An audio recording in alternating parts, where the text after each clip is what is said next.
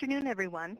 My name is Laura Mullen, and on behalf of ACRL and Choice, I'd like to welcome you to today's program, Emerging Technologies and Libraries, sponsored by Rowman and Littlefield.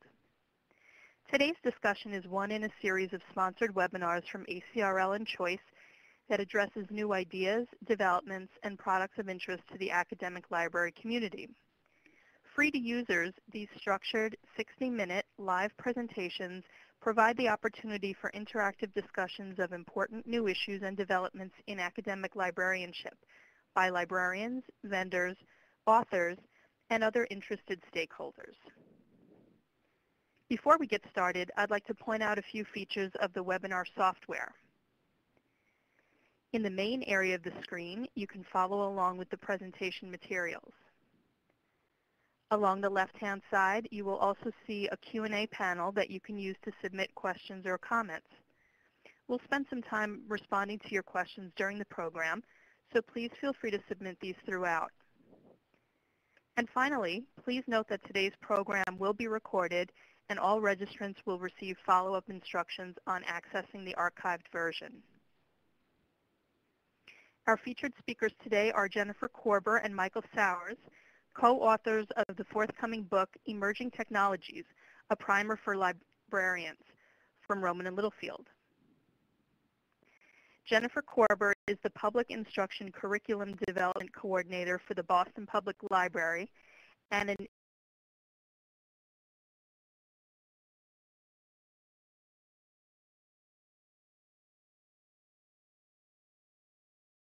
technology for more than 15 years as a children's librarian, reference librarian, library branch manager, web services librarian, and now trainer.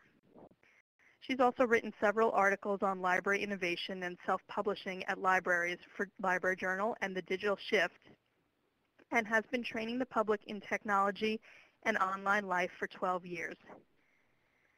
Visit her website, jenniferkorber.com, for a full list of her presentations and publications. Michael Sowers is currently the Technology Innovation Librarian for the Nebraska Library Commission in Lincoln, Nebraska, and will be the Director of Technology for DoSpace starting this May.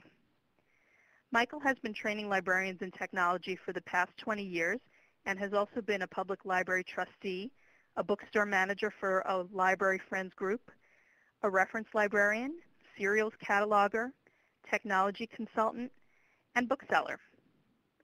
In his spare time, he blogs at travelandlibrarian.info, runs websites for authors and historical societies, takes many, many photos, and reads more than 100 books a year.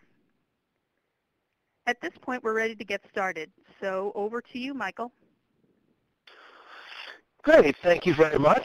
We're going to go ahead and get started here with just kind of a pictorial reference to who we are. I'm the one on the left, in case you haven't guessed already. I'm the Technology Innovation Librarian, and as was mentioned, I will be moving to a brand new project starting in just a couple of weeks, so I'm looking forward to that. And with me is my co-author and co-presenter, Jennifer. And I am Jennifer Korber, and I am the one on the right with the glasses. And I thank you all for being here today.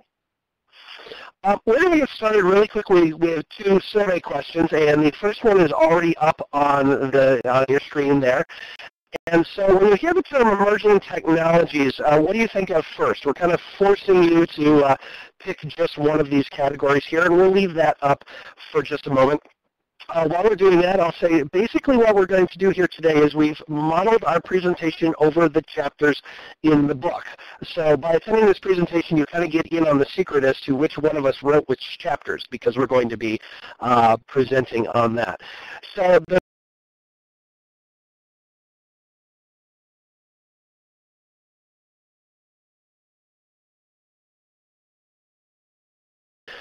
today. So we do have, in the interest of time, we're going to move on to the second question, if we could bring that up, please. And this question is, of the following, which are you currently familiar with? Which of these things have you heard of before? And here, obviously, you can choose more than one, because we'd like to get a full sense of what you already know because, again, these are all things we're going to be discussing today in large and small parts. And we just wanted to get a sense of what we need to go into a little more explanation about and what people already seem to know about. And again, we have a clear winner for 2 podcasts and fitness trackers.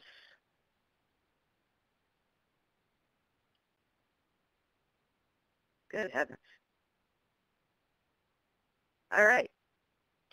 So definitely some great information on what's already out there and what's already well known. And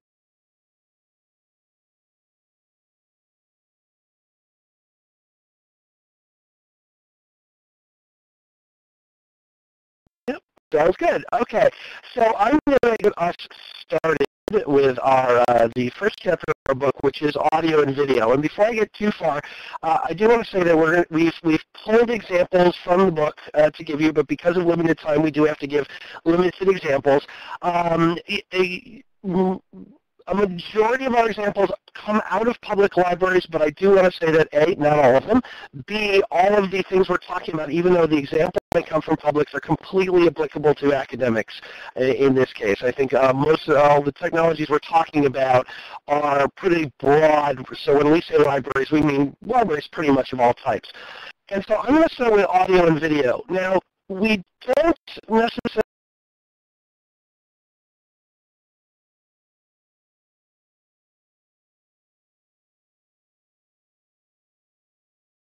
experience that audio and video is still an emerging technology in the library world because mainly I don't believe we're taking advantage of it enough. So the main example I want to focus on, and again,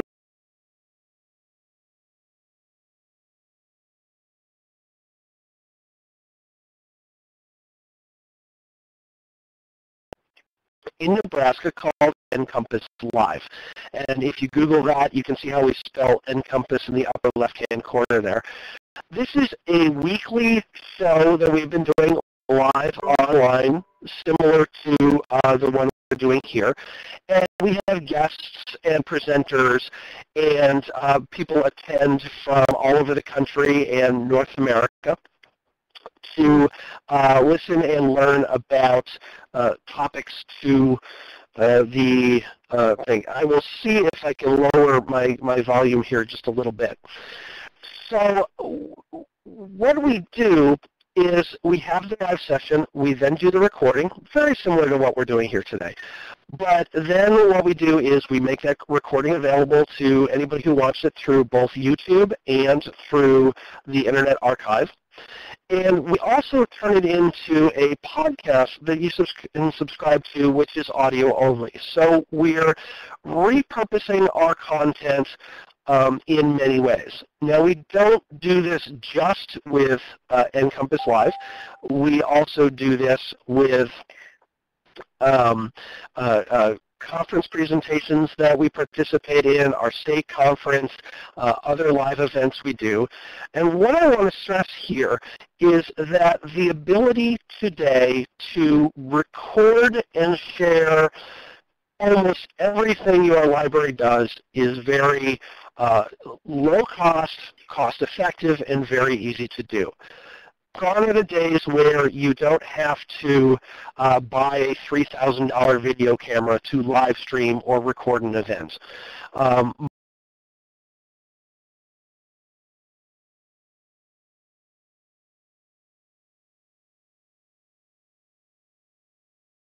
Where the library is involved, the library might be a sponsor, record it, share it, whether it be to people who cannot participate in the live event for archival purposes that you want to listen to, and put it up, distribute it, make it available as possible. So whether that be an audio format or a video format, I think kind of audio and video is a great place to start when it comes to using technology to both promote the library and share the library's content.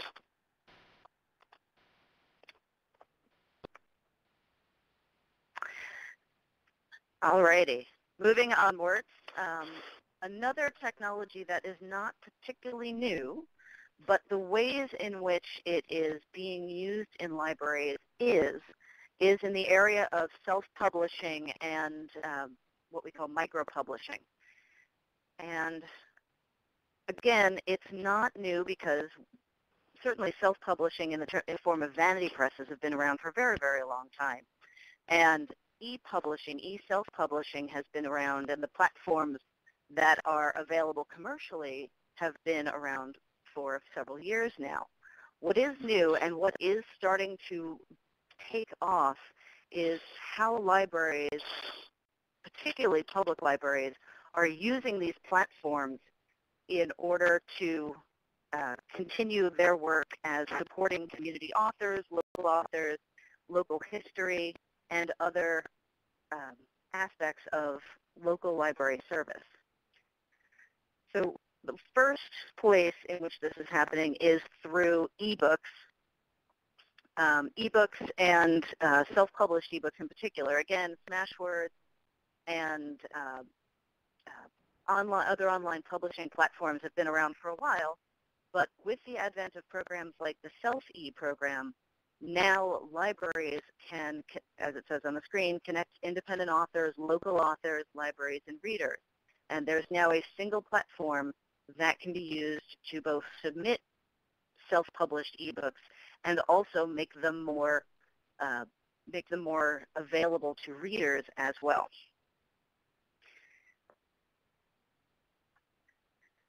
Similarly, and significantly more expensively, there are devices like the Espresso book machine, which is effectively a high-quality, large-volume photocopier that is also combined with a simple perfect bound book binding machine.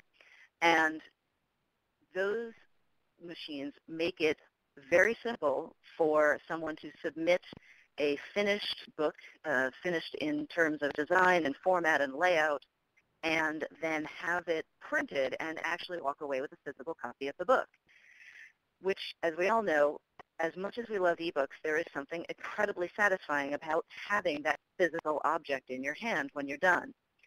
And so libraries like the Sacramento Public Library have managed to get these Espresso book machines, usually using some kind of a grant, to make them available to community use. And some folks use them for printing ILL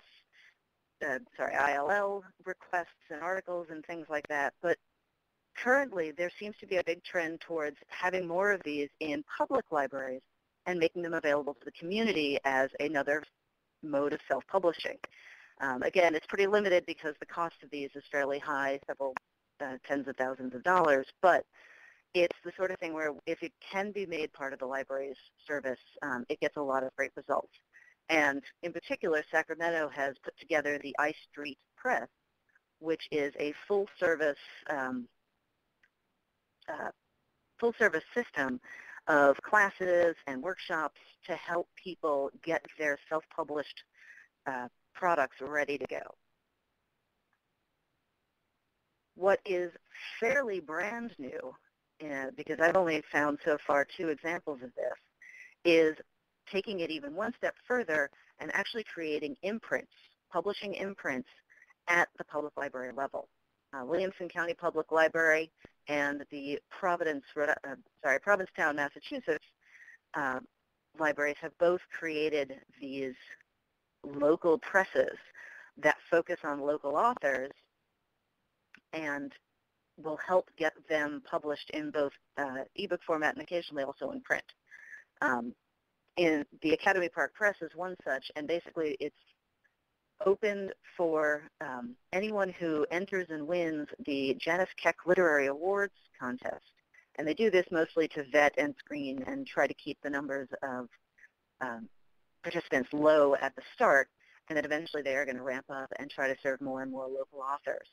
And they then shepherd these publications through every step of the editing and design process until they are ready for mass production and mass distribution.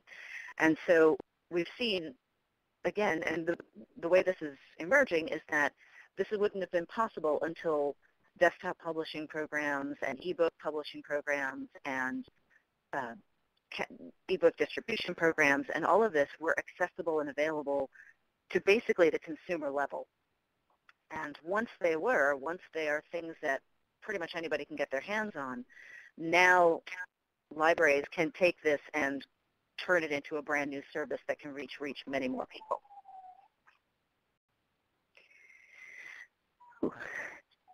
Moving right along into the mobile section, we have, again, the story of these first few sections is how to use current or older technologies in new ways. With mobile, we start to look at things that are turning from that older technology into more emerging and next century technologies. In particular, the Queens Public Library created their tablet lending program, and iPads and tablets have been around for a few years. But they created this tablet lending program after Superstorm Sandy in 2012 basically decimated large parts of Queens that were on the water. And there was no service, there was no Wi-Fi, there was no electricity for weeks. People were desperate for ways to connect and ways to get information. And the Queens Public Library stepped up, along with a donation from Google and from the New York state offices, to create both a device lending program. They actually lend out Google tablets to patrons, to local residents, and then they combine that with creating and developing a library platform that provides that full library experience, whether folks were online or off. They could either be online and use the limited technologies. It wasn't a free and open web browser, for instance, but they could use, they could access the library's website, they could access library databases, they could get news through there, they could find out local resources through the tablet, and they could check out books, check out ebooks, and get some service from their local library that way. Then, eventually, and they could do this when they're online, so they could come to the library, load it all up, get all that information, bring it home to where there was no electricity or Wi-Fi, and still have access to those services. Eventually, Queens rebuilt itself, and now this is a tablet lending program that puts these devices into the hands of people who do not have their own and cannot have their own for whatever reason.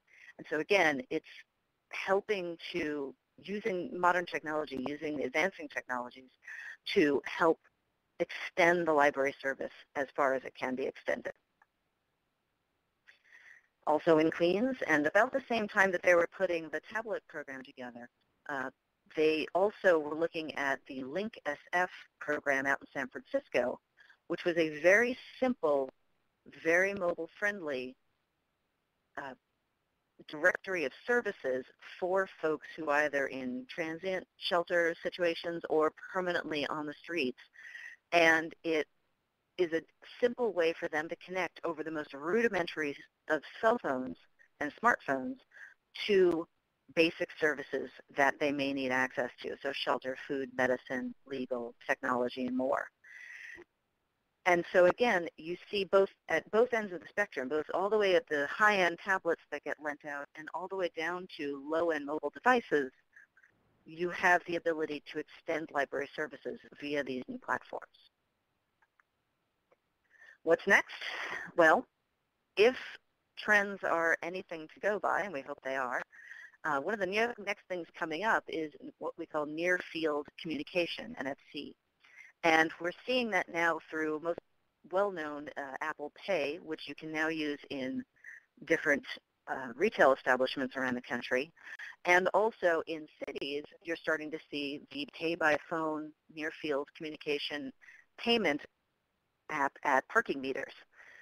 So you can walk up to the parking meter by your car, pay it by phone using the app on your phone and the connection, the wireless connection between the two, and just take care of your business right there and not have to worry about feeding the meter, not have to worry about having the right number of quarters on hand, etc. Keep near-field communication in mind in the very near future. I'm going to come back to it when we start talking about the Internet of Things. Michael? Thank you, Jennifer. I had the opportunity to almost pay for my parking meter this morning with my cell phone, but I had not installed the app, so I used quarters. But so that is coming around here even in Lincoln, Nebraska.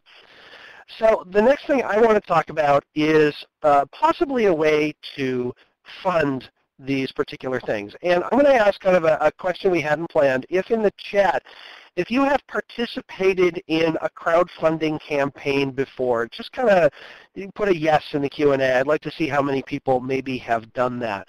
I've participated in a bunch from movies to books to artwork, to some of the things that I'm going to talk about here. And it looks like we're getting a whole bunch of yeses come through. So it looks like people are pretty familiar with this. One person is saying for an organic fruit orchard. So, great. Crowdfunding is a great way to take a project, an idea that you think can be done for a reasonable amount of money, but allow people who are interested in what you're looking to produce to contribute money up front. And typically, as a result, you get either a copy of the product or at least a thank you, depending on how much the person giving the fund is. There are different platforms, and I'm going to talk about two examples that were at two different platforms. One that was done by a librarian and one that was done by a library. And then I'm going to throw in one more that I just literally found out about yesterday. The first one I want to talk about is Library Box 2.0. Now, this is a great example of not only crowdfunding and successful crowdfunding at that, but also a new technology. Jason Griffey, who was a librarian at the University of Tennessee, Chattanooga, and somebody we both know, he started tinkering with various hardware. And there was a previous project called the Pirate Box, which was a way to, over Wi-Fi, share content. And it was called the Pirate Box because there was very little control over what that content was. Well, as a librarian, Jason wanted to take that concept and try to come up with a portable, inexpensive, small, Wi-Fi-based distribution service. So what you have there, the white box with the black sticker on the top, is a small Wi-Fi router. Connected to that through a USB cable. The black thing that's lit up is just a portable USB battery. And if you look to the right side of the box itself, you'll see a little black dongle kind of sticking out. That's actually a USB flash drive. And the way this works is you hook it up and it emits its own Wi-Fi signal. So that is a Wi-Fi router. People walk into the area, let's say the library, and connect to it via their Wi-Fi device, whether it be a laptop or a cell phone. Once they're connected to it, it does not pass through to the internet. It just allows them to browse the content of that device. And whatever content you want to put on it is on the flash drive. A reasonably sized flash drive could contain pretty much all of Project Gutenberg. You could put music on it. You can put video on it. I've used this to distribute presentations at our state conference. And so if you get a good enough battery, this thing will run all day. And he put one together, but he wanted to improve it, give it a little more oomph under the hood. He wanted to add features like mesh networking if you have more than one of these. And so he went to Kickstarter and started a campaign and asked for $3,000. He ended up earning over $33,000. Needless to say, he's a success story. Partially due to this, he's also now an independent. He no longer works at the library. He's working on this project and several other hardware-based projects for libraries. So one of the ways you can do crowdfunding is, I have this idea, I want a certain amount of money, and maybe you'll get more, maybe you won't. But the way Kickstarter works is if you don't get what you're asking for, you don't get anything. You have to make your goal.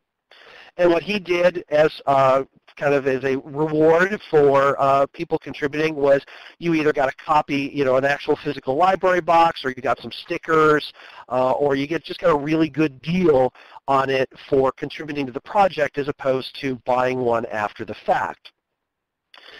Another one that was done through Indiegogo, which is one of the other 2 or 3 major platforms. And this was done at the North Lake Public Library, and they had a new graphic novel collection. And so they wanted to bring a 9-foot-tall Hulk statue to the library to promote their new graphic novel collection. They ended up asking for a total of $30,000, so they were going really, really big. But they ended up only with $4,200 and change.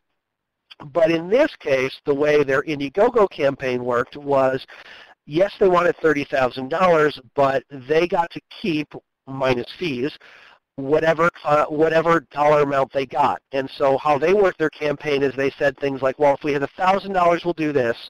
If we had $5,000, we'll do this. If we get all $30,000,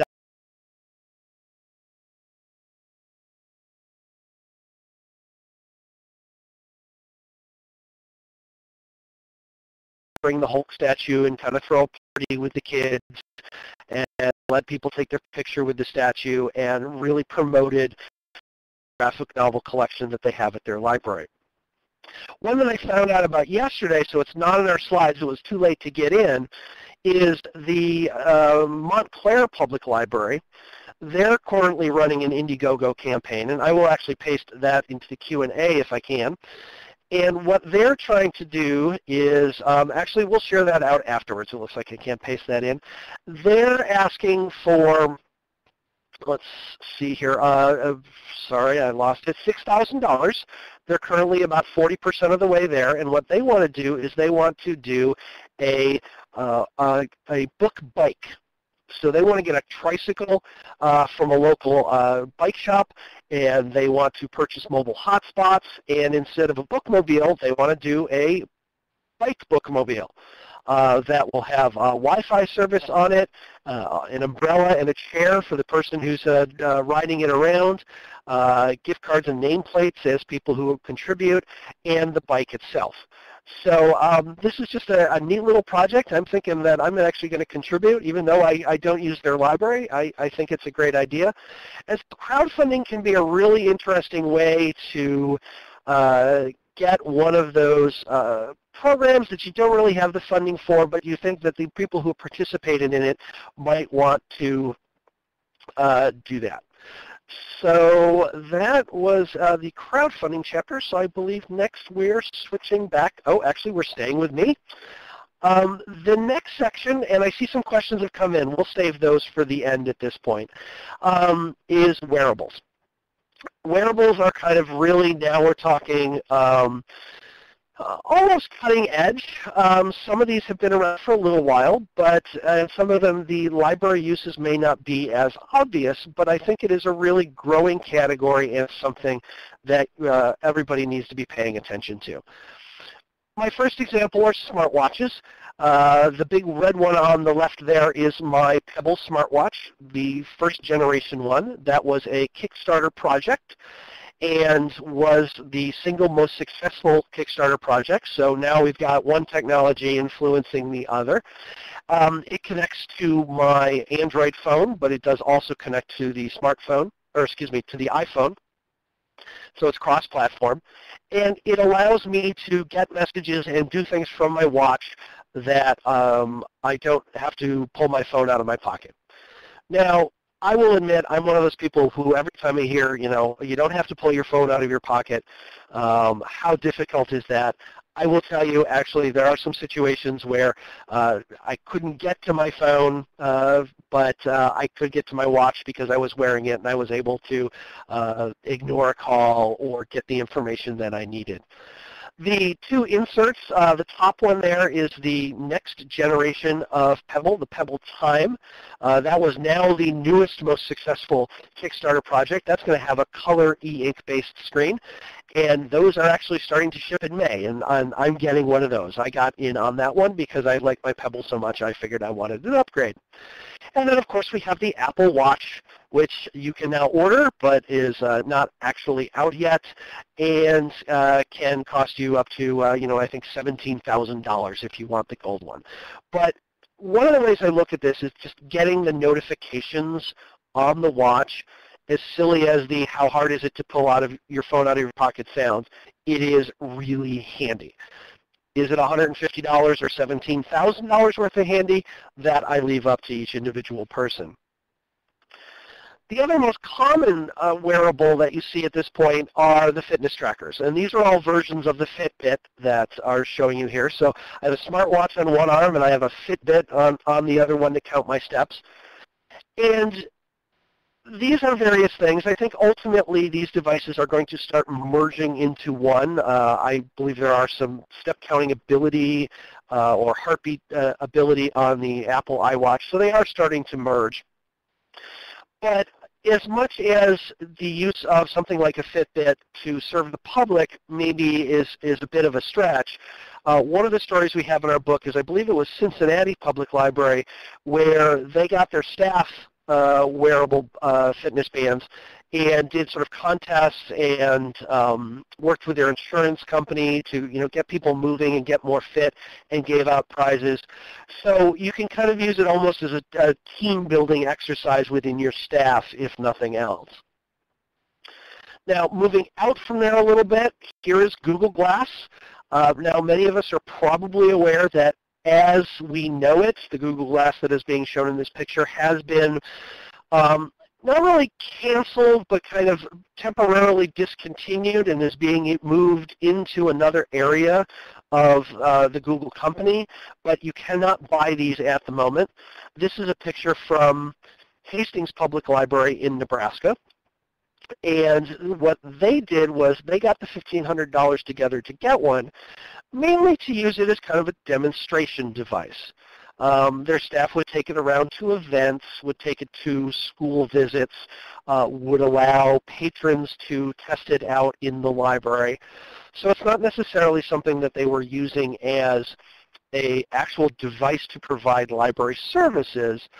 But one thing I like to push hard is the library as a place where people who don't have access to these technologies can get to try them out. Now, the wearable that's got me super excited and should be coming out this fall is Microsoft Hololens. This is more of a, I like to compare it to the sunglasses that go over your glasses if you're a glasses wearer. And this is more of a full headband. You can see it's a lot more significant than the Google Glass was. Whereas Google Glass was more of just a heads-up display, HoloLens is an augmented reality device. And I have not had a chance to try one of these out. I have indirectly spoken to people who have, people on podcasts and things like that, and everybody who has tried this out that I'm aware of is really amazed at the technology. You've got kind of the lower left picture there showing you it's kind of got the heads-up display that floats in the air and will react to your gestures and movements. The lower right-hand corner there is actually playing Minecraft, but in 3 dimensions in this guy's living room. So he's building over and under his coffee table. And I see one person in our chat says, want. Yes, I want this really bad. It's supposed to come out this fall sometime around when Windows 10 is launched. No pricing has been announced. I'm hoping they keep it to under $1,000. And if they do, I think I'm going to be very in line to try one of these things out. One of the other examples they give, if you just Google HoloLens, you'll find the promotional videos, is giving instructions online. So somebody's sitting under a sink getting plumbing instructions, but the instructions are actually overlaid on what you're looking at in the real world. Okay, so if you're looking for kind of the next stage in wearable devices and augmented reality, this is definitely the thing you want to pay attention to and try to get your hands on. And with that, we will switch back over to Jennifer. Thank you very much, Michael. Now, the HoloLens sounds and looks like science fiction, and it kind of is. But I'm going to take a step both further and backwards because the Internet of Things is a term that a lot of people may have heard of, but not everybody gets what it actually is made up of. It is a large distributed network of small, fairly dumb but smart devices that are out in the world that talk to each other and can communicate information back and forth. So, for instance, one of the big ones that people know about is the Nest thermostat, which lives in your home and stays on your wall, but which you can control from an app on your phone. So you could either pre-program it like a programmable thermostat, but also you can change it when you're at work or en route home. And you could say, wow, it got cold over the past couple of hours. Let me turn the thermostat up a few degrees so that the house is warm when I get home. Or, oh, my kids are home early from school, and so I need to make sure that they're comfortable, so turn it to a proper temperature that way. Also, I'm on vacation and I forgot to set the thermostat to vacation mode. You can do it remotely. That's the most obvious example. Chromecast also, and the Roku and other devices like that, which take a dumb device like a standard Blu-ray player or receiver and turn it smart by having this wireless streamable media device attached to it that connects it to the greater internet. But some that you may not have heard of as widely are things like the Kivo from Kwikset, which is a Bluetooth-enabled deadbolt. And the cool thing about this is, again, you can open your door using your smartphone and its Bluetooth settings, and that way you don't have to worry about the keys. And okay, great, that makes your life a little bit more convenient, but let's say you forgot to lock the door, and now again it's Bluetooth enabled. It can, if it's connecting to a device inside, you can go back and lock the door. You could also give somebody a little fob and set it to open that door so that you're not handing out spare keys. And if that guest of yours has has a smartphone, you can hand out an e-key, which is single purpose. They use it for the time that they're visiting you. It lets them into your house, and then when they leave, you delete the e-key. So you never have to worry about getting those spare keys back from your guests when they go back home. Over on the right, something else that takes a dumber device, an outlet, a standard outlet, and turns it smarter is the Modlet from ThinkEco. And it plugs, as you can see, it plugs right into a standard outlet, but then using wireless technology allows it, whatever devices, whatever appliance is plugged into that, to be remote controlled from an app on your phone. So turn off the lights if you left them on, turn on the television if you think it needs to be, turn off the television if you think it needs to be. And it gives you energy usage. So instead of having to plug in a energy measuring device, you can both control your devices remotely using this Modlet and also find out exactly how much energy they're costing you. And then one of the more obvious places, we've seen the wireless baby monitors that have the video feed that people can watch their baby sleep while they're out. But this is an actual onesie with a monitoring device in it. So not only can you tell whether the baby's asleep, you can tell whether they're asleep on their back or on their stomach. Has the child rolled over? Has the child fallen? Has something else happened? And you can take advantage of all of the bits of information that you're getting about your child and their sleeping habits. So all of those are kind of personal use. We're not going to see a lot of that stuff happening in libraries, at least not for the near future. On the other hand, the bit of the Internet of Things that we will start to see and already are seeing in library use are things called beacons. And again, these are small devices. The ones on the left are little pod-like, rock-like objects, and the ones on the right are actually stickers that you can stick onto pretty much anything. And each of them has a small device inside that uses, again, near-field communication. I told you this was coming back. And libraries can now use these beacons in conjunction with apps from folks like Computer Tech to offer push services to folks as they come into their libraries. So in retail, what this might be used for is someone walks in, someone who's got the app they have to have the app, but they walk into a store, and on their Target app, when they walk into Target, a beacon knows they're there and pushes them a $1 off coupon on shoes. And it's just automatic. It happens that people have to opt in, but it happens automatically just by walking in the store. They don't have to go anywhere. They don't have to look at anything. They don't have to receive anything. They just have to walk in. And Kapira and a few other companies are taking that to libraries. And so imagine that a library user enters the library, they pick up a beacon, and it reaches over to the ILS and says, you have 3 books on hold, go to the circulation department to pick them up. So even if that person only got that email an hour or 2 ago and haven't had time to check it yet, now they're getting a push notification saying that their items are in. Similarly, people walk up to a stack of shelving, and this is something that's happening, it was happening with more passive near-field communication in places like Singapore and Japan, and now they're doing it more actively with things like the beacons. And so people walk up to a library stack, and they will get a list of what items are found in that area. So instead of having to hunt for a book, you can just get a quick search of, okay, fine, these are all the books on this subject. And one of the more obvious is, so someone has signed up, and they've signed up to receive event programming.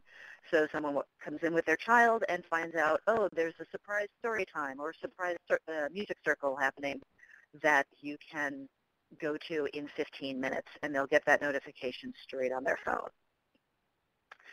Now, one of the ones that I haven't actually included in this presentation, but which is because it is very, very brand new, but apparently Michael now has one, is the Amazon Echo, which is a device that takes all of this to kind of whole new levels. So, Michael. Yeah, we did not include this in the presentation, if nothing else, because I didn't own it until after we finished writing the book. But Jennifer just made me remember it because there are some new features. But briefly, the Amazon Echo is a standalone Wi-Fi internet-connected device that just sits in your house, and you speak to it. So if you've ever used Siri or the Google feature, which I'm on some phones, which I'm not going to say out loud so I don't wake my phone up, where you just ask it a question, or Cortana on Windows phones. This is a standalone device, and so with that, I can just ask it questions and give it answers and add things to my to-do list. But the thing that made me remember it is they've added a new feature that it will connect to the Philips Hue smart light bulbs and to another brand of device that's like the one Jennifer talked about, that you plug into the wall and plug a device into it. So I can use it to actually control lights and control devices if I buy the right equipment to go with it. So now we're talking voice-activated Internet of Things through the Amazon Echo. So it's another thing to watch out for. And so we've been getting some questions through Jennifer's last section about security. And I cannot directly speak to the security of a particular device. I do know near-field communications, you are sending information over the internet, or excuse me, over a very short distance. So hackability is kind of reduced, but I am by no means going to promise that any particular device isn't hackable. Maybe that's why at this point I don't have anything that I can, unlock my doors with my phone. There'd be still a little traditional with that. But there are two areas I do want to talk about with security and privacy.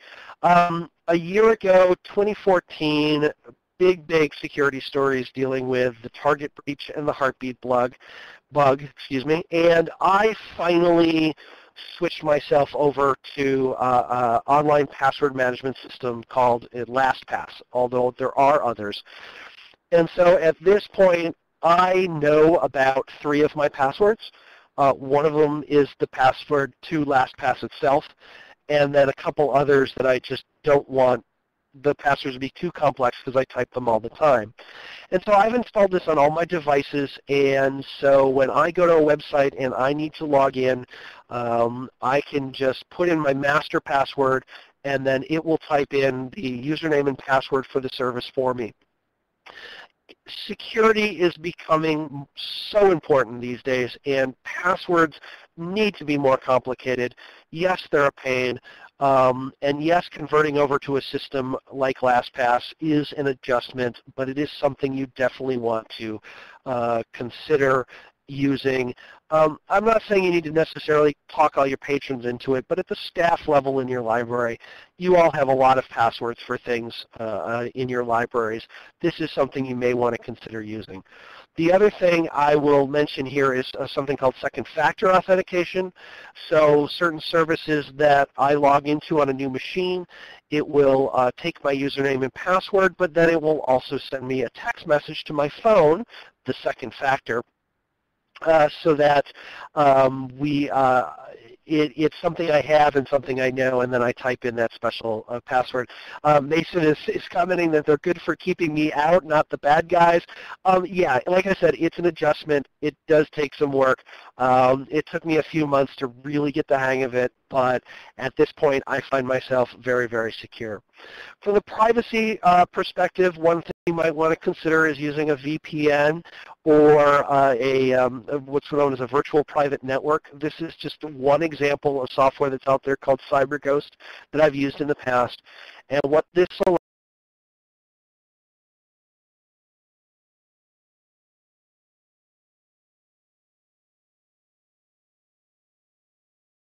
yes, I'm in my home in Lincoln, Nebraska, but as far as the website on the other end of things is concerned, I'm coming from London. There's also specialized privacy browsers. One's called the Tor Browser, T-O-R, and that's something you can consider where it just doesn't keep any information. It is not a security-based browser. It's a privacy-based browser. And if you're offering public access machines, either some sort of VPN or some sort of privacy-based browser might be something you'd want to consider. Now, most of you being from academic institutions might have some larger issues to deal with in your campus IT and security, not wanting you to do that, but it is something I think you should at least consider and investigate. So with that, I think what we're going to do next here is Jennifer's going to kind of wrap it up and talk about the larger issue of keeping up with all of this technology, and then we'll open it up for questions. Sounds good, Michael. Thank you. Now, when we say keeping up, it's hard because there's a lot out there. As you might have seen, there's a whole bunch that came out after we went to press with our book, after we put together this presentation over the past couple of weeks. The thing about emerging technologies, as you all know and as you're all wondering about, is that they keep emerging. There keeps being more.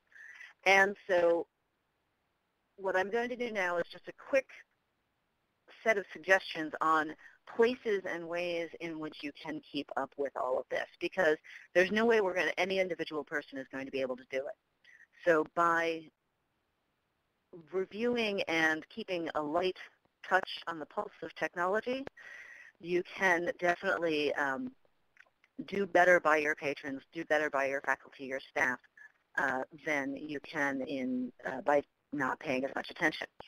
So clearly, we're going to start with the standard library resources. So for instance, Library Journal is actually where I found out about the Beacon technology and the library uses of it, or things like the Journal of Digital Humanities, where they've got an amazing amount of information going on about the intersection of technologies and libraries and research. And this is nothing new to you guys, but I'll tell you that to public libraries, this is revolutionary. This is hearing about what folks are doing in the academic world is blowing their little minds on a regular basis. I work at a large research institution, and occasionally we'll hear more about what's going on in the digital humanities, and people just kind of look at me like, yep, this is what's going on out there. You need to keep up on it.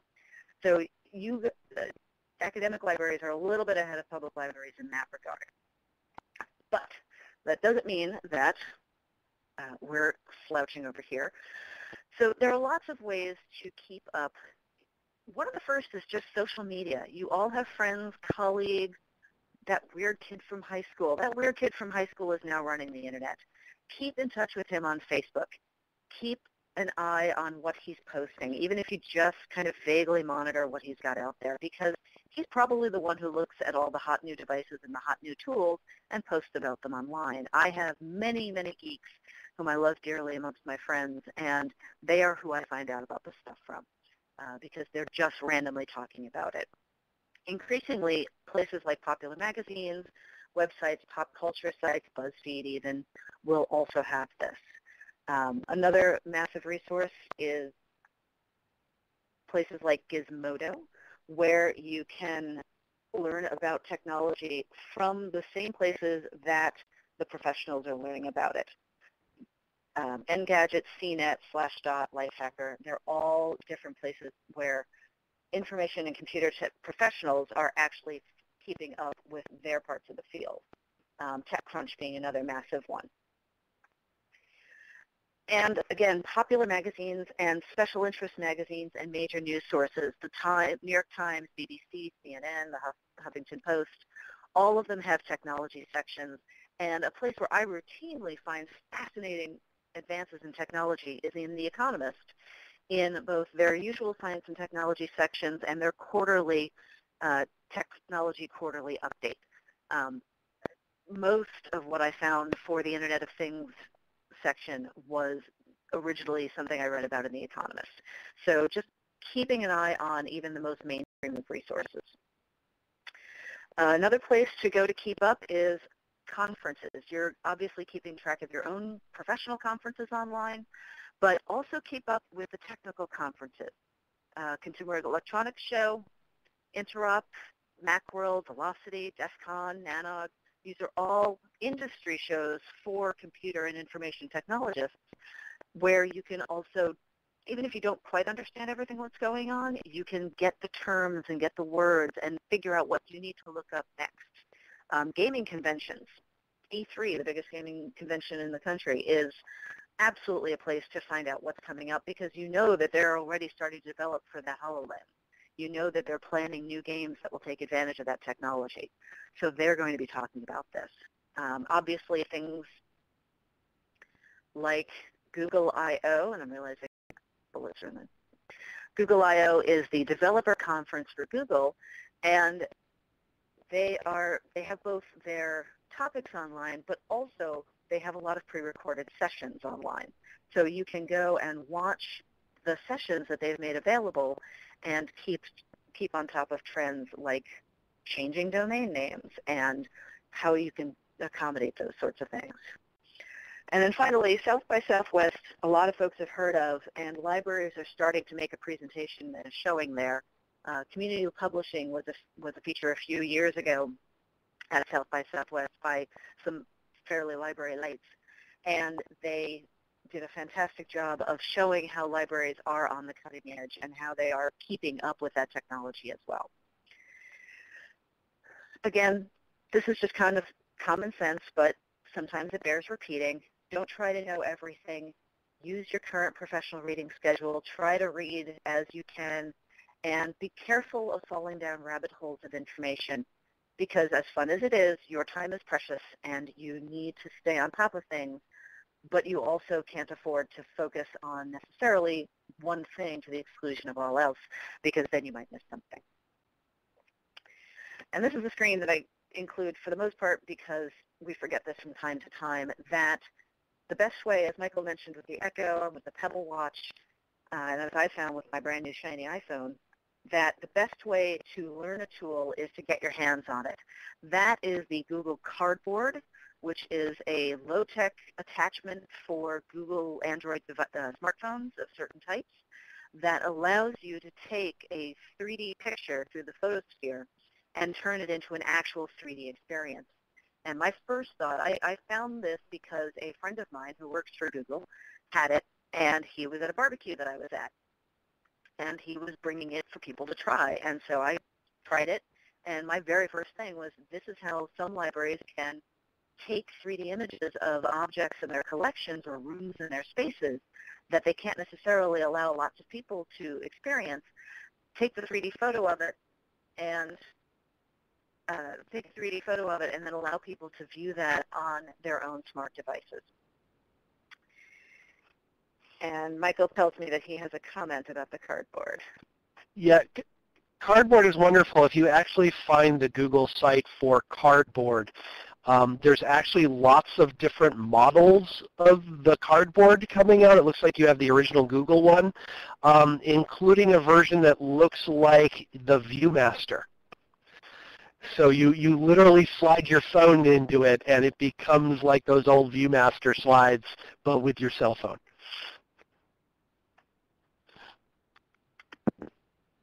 Okay, so we have now hit, excellent.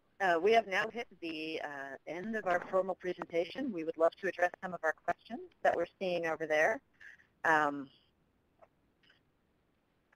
Michael, do you have any that you've been trying? The couple I got were the, and folks, please type them in if you have them. We're just going to go back through the list here. The ones I noticed, the biggest area was kind of the security aspects around the Internet of Things. Jennifer, do you have any comments to make around that? Actually, one of the bits of research I did for the book was a Technology Quarterly from the Economist that was entirely about the Internet of Things and how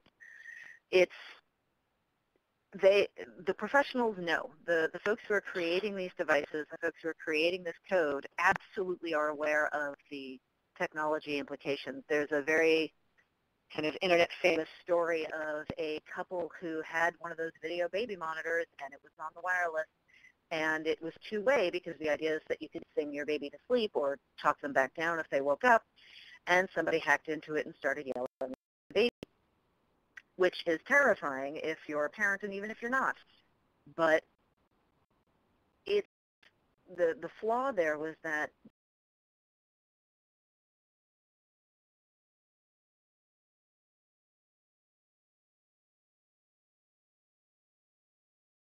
so the devices are hackable.